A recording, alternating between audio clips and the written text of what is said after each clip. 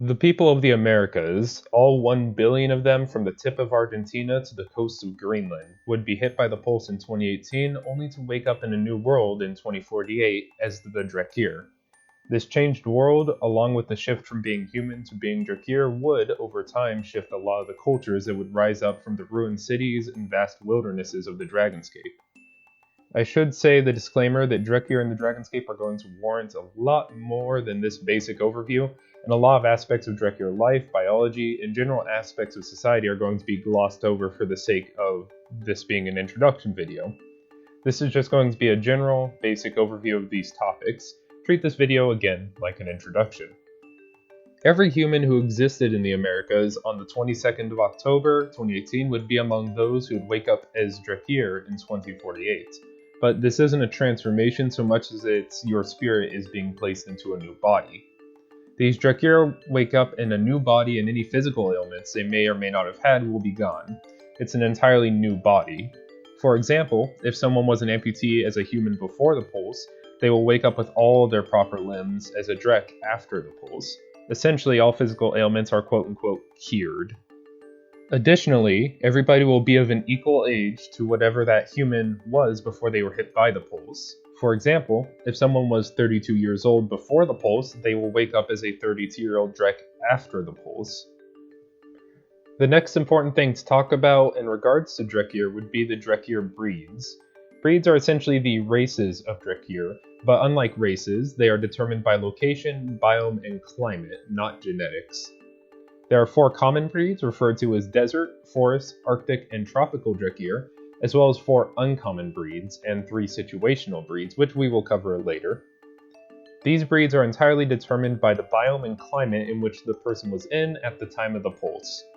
A person who lived in the Mojave Desert, for example, would wake up as a desert Drek, whereas a person who lived in Rio de Janeiro would wake up as a tropical Drek. Likewise, this applies to offspring. The biome and climate an egg is laid will determine the breed of the child that hatches from that egg. It does not matter if the mother was a forest Drek and the father was an Arctic Drek.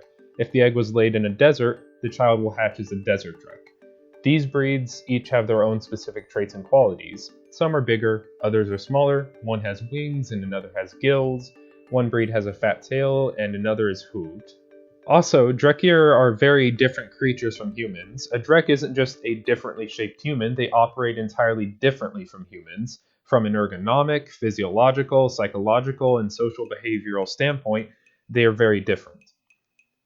Physically speaking, Drekir are not as strong as humans in terms of arm strength, though they have incredibly powerful backs and legs, which allows them to move very quickly and lift a lot of weight.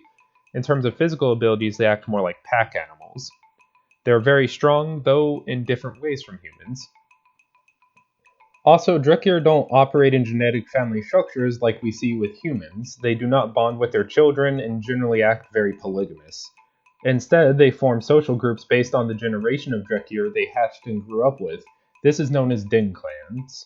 So instead of Drekir bonding with their genetic relatives, they bond with their generational relatives. Lastly, but still very important, they don't act or talk like humans in terms of emotion. They feel the same wide range of emotions that humans do, but they express it differently. When they talk, they bark, they whimper, they whine. Their voices emit a reptilian rattle. Their body language relies on their ever-moving tails, and a variety of pheromones convey subtle aspects of emotion and meaning.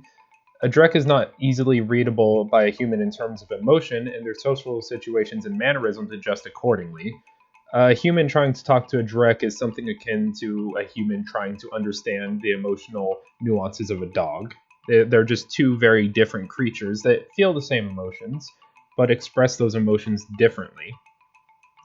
So overall, Drekir operate very differently from humans in terms of how they behave, what sort of bonds they form and relationships they form, as well as how their physiology affects everything about their physical life and what they do and how they do it. Drekir are simply not humans. But what about their actual society and the environmental and situational factors that contribute to it?